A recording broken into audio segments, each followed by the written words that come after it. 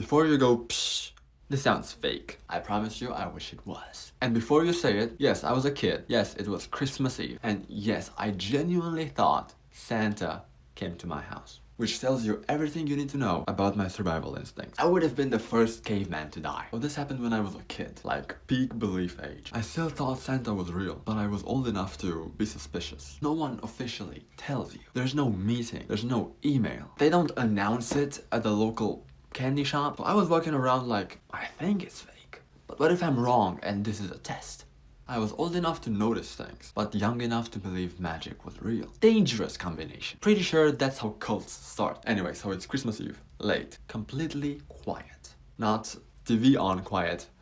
Everybody's asleep quiet. The kind of silence where the house starts making noises, like the walls start stretching. I'm in bed, wide awake, because Christmas sleep was impossible for me. And I've got the blanket pulled up to my chin, because up to the age of 12, you feel like your blanket is your armor. The tree is lit in the living room, and I have the door cracked just enough to see the glow. So I stay up listening for Santa's reindeer when I hear a subtle, faint thud. Not dramatic, not loud, just like a... which is worse, because loud sounds have explanation. Quiet ones make you listen. So my brain starts doing what it does best. Lying. It's probably the house settling. It's probably the cat. It's probably Santa. And I don't jump to Santa right away. I ease my way to it. And then I hear it again. Subtle footsteps. And those weren't Santa Claus, sneaky sneaky type sounds. But my mind immediately went to, oh my god, Santa is real. And I hear more noise on my way to the living room. And I swear to god, my heart drops to my stomach. I wasn't scared at all. I was excited. Because when you're a kid, the explanation is never danger. It's always magic. Now I can see into the living room. And standing next to my Christmas tree is a man. He's wearing a dark jacket, a beanie, big boots, and he's got a bag over his shoulder. I mean, come on. In that moment, my brain does something wild. It fills in what it wants to see. It fills in all the blanks that would otherwise alert a normal human being. Because as a small kid, from a distance, in the Christmas lights, I could convince myself of anything. This is what's flowing through my mind. He's not wearing red because it's dark, which doesn't even make sense. But that's what I thought. I was the opposite of Kevin McAllister. The bag makes sense, duh, and the boots are practical. I built the case. He starts moving around, and not gracefully. He stumbles into my coffee table and whispers very clearly, ah, shit.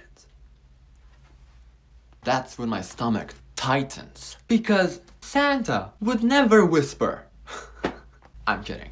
Santa doesn't swear, dog. No, I'm just standing there like this, fully watching him, looking around like he doesn't know the layout. And suddenly I realize this man is fully ignoring piece by piece my childhood was dying in front of. The excitement drains out of me instantly because I'm a kid realizing that's not Santa and magic's probably not real. There is a stranger in my house. I should scream and run, but instead I freeze. I take it all in. Just growing up, you know, because when fear hits you too much all at once, your body shuts down. Like, nope, too much.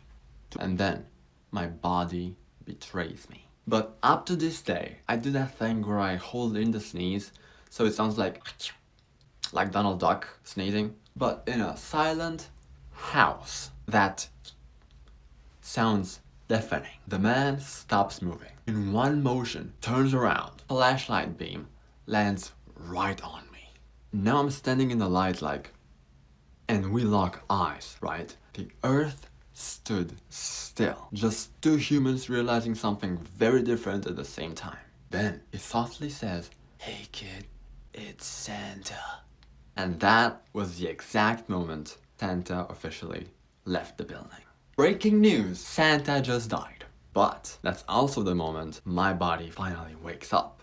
Because now it's not Christmas, it's not Santa, it's not magic, it's a grown man talking to me in the dark. So I scream. Not a movie scream, not a cool scream, that full body, no words, somebody help me scream.